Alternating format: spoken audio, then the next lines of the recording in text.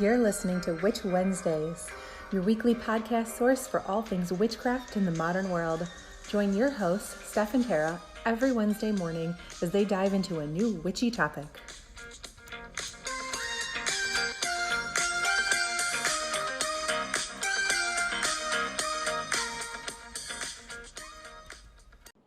Welcome back to Witch Wednesdays. This is Steph. And this is Tara. And you are listening to episode 46, Dolls, Poppets, and Taglocks. Woohoo! You knew it was coming.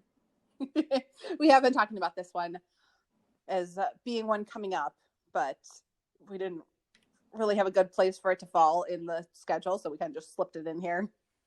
Sneaky like. So we have talked a lot about dolls, especially in relation to Sabbath episodes. Yes. Because there are a lot of Sabbath associations with making dolls and corn dollies and things like that. So we've mentioned them in passing. So we thought it would be good to get into a little bit more about exactly what those are and how you make them and other ways that they can be used other than just like a corn dolly representation of the goddess Bridget. There are other ways. There are so many ways. These are very versatile, but they're used so often for very specific things that sometimes people forget how versatile they are.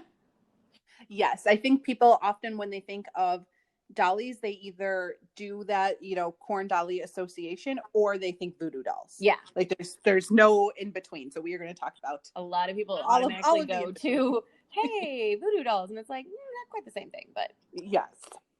So dolls are one of the earliest forms of physical magic that has ever been discovered. They date back to 40,000 years ago, and they are found in almost every tradition. Yes. They have many different names. The term in European traditions is poppet. So you most often hear doll baby, or poppet when they're being talked about in association with witchcraft. Yes. Poppet a lot. When I was first getting started, that was the term du jour. Poppet. Yes, poppet is very popular in European traditions, and that's kind of where a lot of Wicca stems from.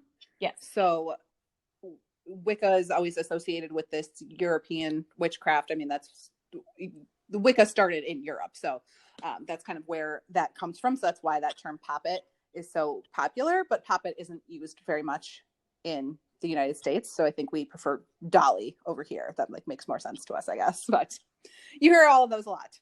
Yes. Again, I'm more familiar with poppet, but it's talking about basically the same thing. Yes. Dolls are a form of sympathetic or representational magic. Yes. So sympathetic magic we've talked about is using an object to represent your target.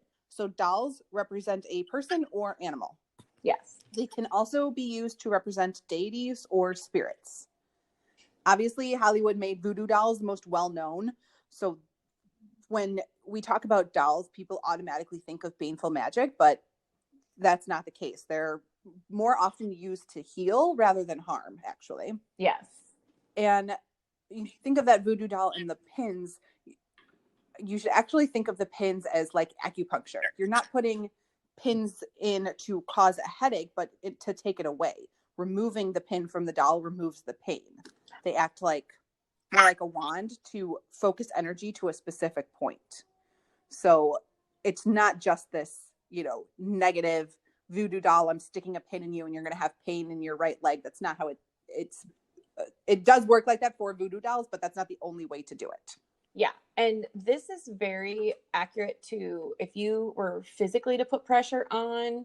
So both Steph and I get headaches, and pressure points are amazing to cure headaches. Like you actually put pressure on certain points of your head, and then it doesn't help the headache. But when you remove them, it's like, I can breathe and see and no headache. It's all gone. So that's kind of the theory on the pins into the dollies. Like you're putting additional pressure on, and then when you remove it, it releases the knot of energy, the tension, all of that, and you feel better.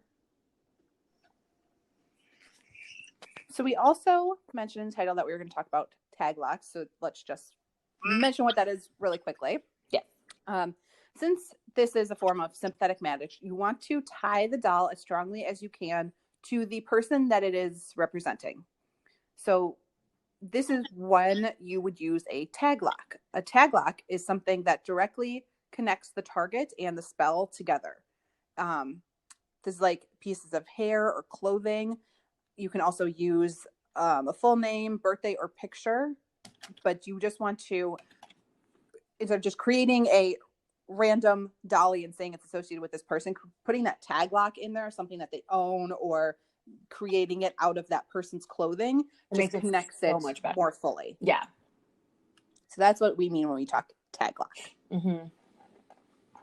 So creating the doll. Dolls can be created out of anything that you can make a shape out of, basically. So they can be cloth, mud, clay, Play-Doh, sticks, bread or cookies. You can bake them. Wax. Highly recommend those. Wax, yarn, paper, and of course fruits and vegetables, like we talked about corn dollies. Mm-hmm. Wood, plants, like literally anything you can make into the shape of sort of representing a human or animal, that can be a dolly. Yes. And to fill the doll, you can use stuffing along with any corresponding herbs, ingredients, colors, or taglocks that you decide to put inside that doll. And that's it. Very simple. Ta-da! Simple yet complex. Once you have created the doll, you want to what's called activate it. The same way that if you created an oil or an herb mixture, we talked about activating the oil by rubbing it between your hands. You want to activate a doll. This is what gives it the magic. Like, yes, creating a doll for your daughter or son or a favorite cousin or something and giving it to them is not going to make a poppet or a dolly. No, you want it to take on the spirit of that person that you're activating it for. Yes. There are many ways you can do this. Breathing air into the doll is a very common way, as is just praying or chanting over the doll. Yes. And you just want to be very specific when you do it, and then treat it very carefully, because you are putting the spirit of that person into that doll. So you want to treat it very gently and carefully. It's not something like, like a toy that you just throw around. Yeah, definitely don't do that. And we will get in a minute of ideas on how to use dolls, but first you need to know how to release the doll. We talked about disposing of spell remains. A doll is part of a spell, so you have to release it properly. Yes. So when you are completed, it's manifested what you want, or you're just finished with the doll in general, you just want to thank it for its work and then release the spirit by cleansing it and telling it is released. And then you want to take the doll completely apart. Yeah. Do never throw it away or give it to someone to play with or anything until it's complete. Take it apart. Don't just. Yes. If you made it out of cloth and you sewed it together, you need to take the threads apart. If you made it out of wax, you want to melt it back down. If it's just, a paper doll, you want to wash it away in some way. You just want to fully take that apart. Yeah. Very important step. So we have a lot of different ideas on how to use dolls. So the most common way is as an intention doll, which it can be negative. Mm-hmm. That would be, considered, like the voodoo dolls. Because this is the most common, just because it's the most popular way of visualizing it, I think. Yes. If you can heal with a doll, you can definitely hurt with a doll. So it is possible. But an intention doll is just having the spirit of that person and, removing the negativity. It can be used in healing and things like that. That's kind of the most common way to use it. But there are other ways. A very popular one for witches is to use it as a decoy doll. Yes, I've definitely done this. And this is where you make a doll representing yourself. And this is especially popular for witches that work in baneful magic, or they think that there's some sort of negativity following them around, or maybe they think that somebody else has put some sort of hex or something on them. They like to create a decoy doll of themselves that just sits up on a shelf, and that doll then collects all of the negative energy or negative things that are being cast towards that person. It will be absorbed into the doll instead of actually hitting you. Mm-hmm. Even if so those are very popular. I was gonna say, even if you don't do baneful magic, because I've used these before, and sometimes it's as simple as like you can't seem to get over a hurdle, your spells maybe aren't working, and you just need a clean slate. Making a decoy doll will draw a lot of the negative energy and just kind of give you a clean slate to start over. If you've been having trouble with like a spell work, or you just feel off and nothing you seem to do is making it better, I've done a decoy doll just to kind of draw everything off and give me a clean slate to kind of get myself back into the groove of things and start working again, and all of that. But make sure you cleanse the decoy doll often. You can also, in the same way, make protective dolls for other people. Yes. It is more common, obviously, to make one of yourself, but you definitely can do that for other people as well. And you can make them in two different ways. One's called a protection doll, one's called more of like a shelf doll. A lot of people make shelf dolls of their friends and loved ones, and they just literally just sit on a shelf, or even, you know, in a shoebox under the bed or something, someplace that they're protected. Mm-hmm. And when your loved one or friend's having a rough time of some sort, you pull out their particular doll and do the spell work necessary to help them with whatever issue is going on in their life.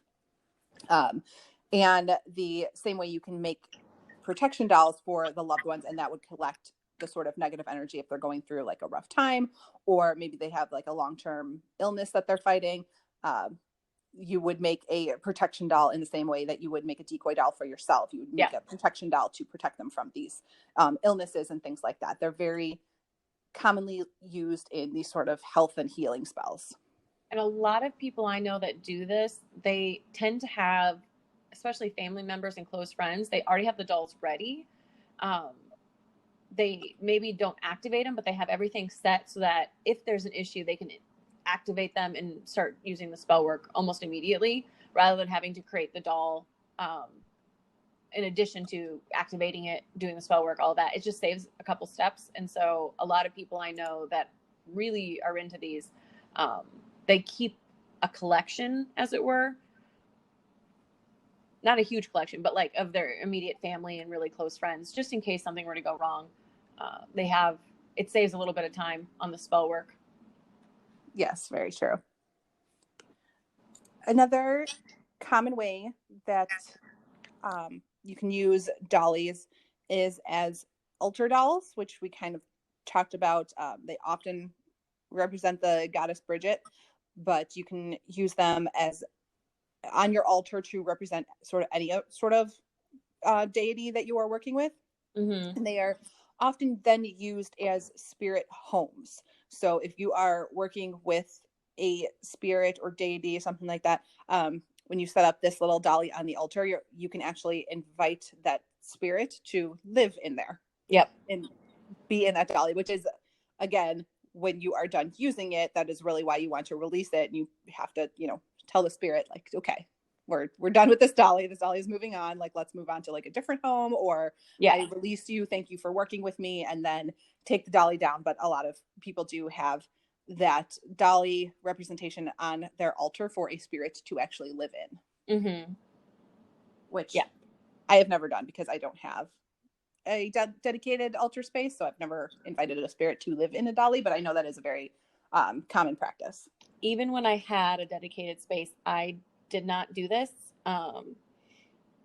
I would do a poppet for a Sabbath, but I would not keep it on the altar, because I watched too many horror movies as a child, and I always thought bad things would happen. So that's neither here nor there on that, but it kind of freaked me out. So I did not feel comfortable leaving them activated enough.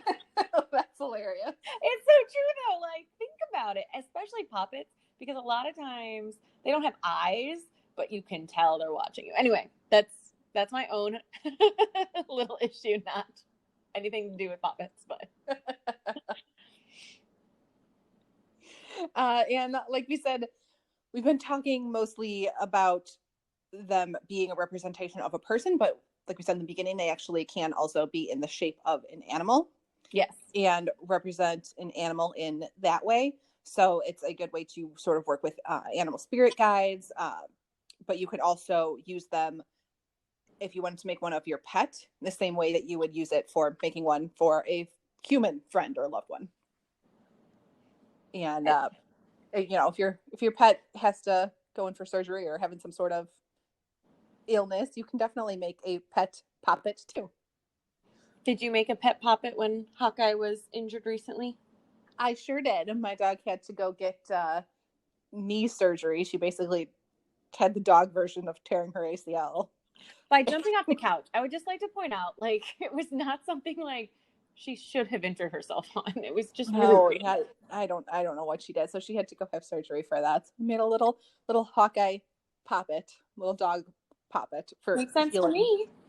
For healing spell work, yes. So you definitely can make one for your pets, which I think is a fun way to do it. Yes. Nothing wrong with that. And now she's all better. So it worked. Yes, exactly.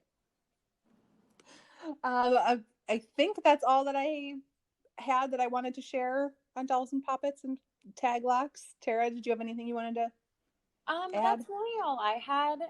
One thing to keep in mind when you start working with poppets or dollies, whichever you prefer to call them, they are really, really versatile, but everyone I've known that uses them finds one way they prefer to use them.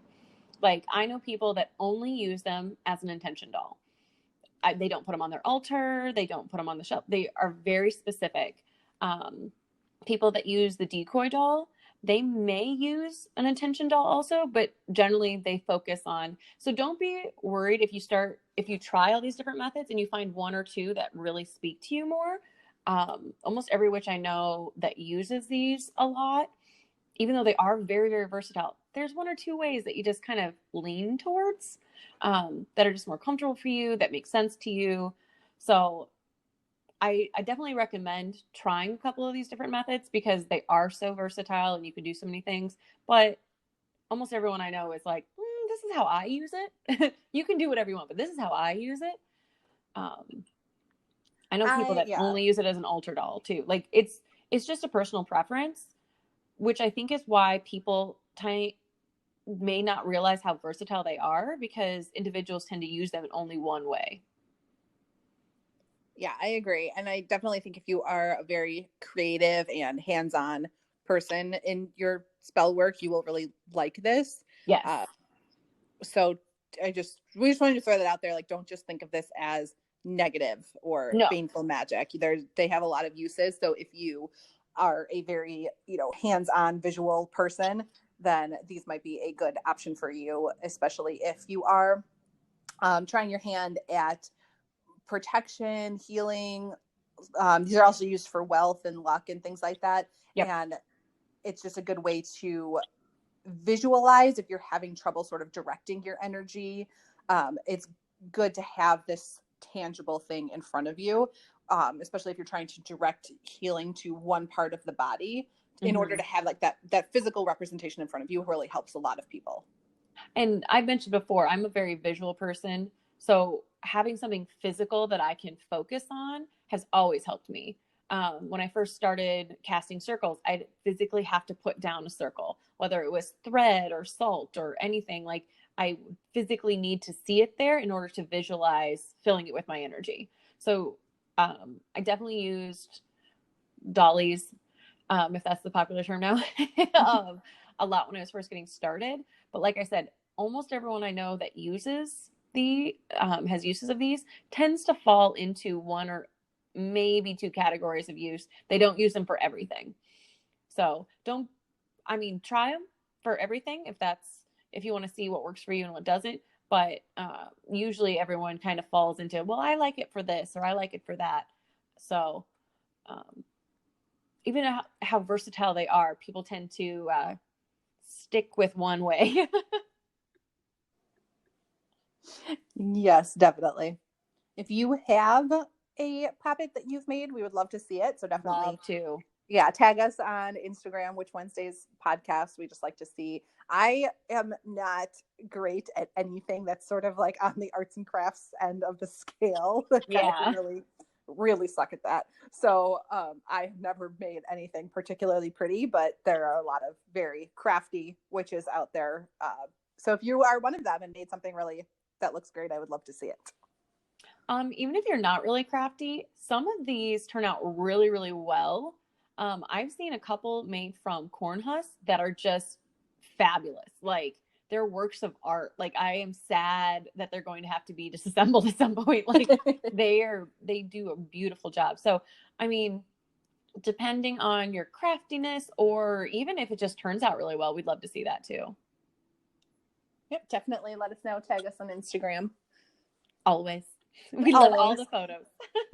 And if you have any further questions about dolls, poppets, and taglocks, let us know. You can send us a voicemail or an email, or reach out on our website, witchwednesdays.com. We have all the ways. All the ways. But that is all we have for you this week for episode 46. And we will see you next week for episode 47, which is all about elemental magic. Woohoo! I'm excited about that one. And we will see you then.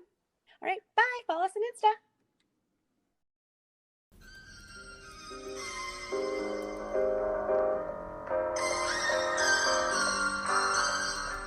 Thanks for listening to Witch Wednesdays with Steph and Tara. Love our content? Consider donating at anchor.fm/witch-wednesdays to help keep our podcast up and running. Please leave us a voicemail on that same site if you have any questions or comments, and follow us on Instagram at Witch Wednesdays Podcast.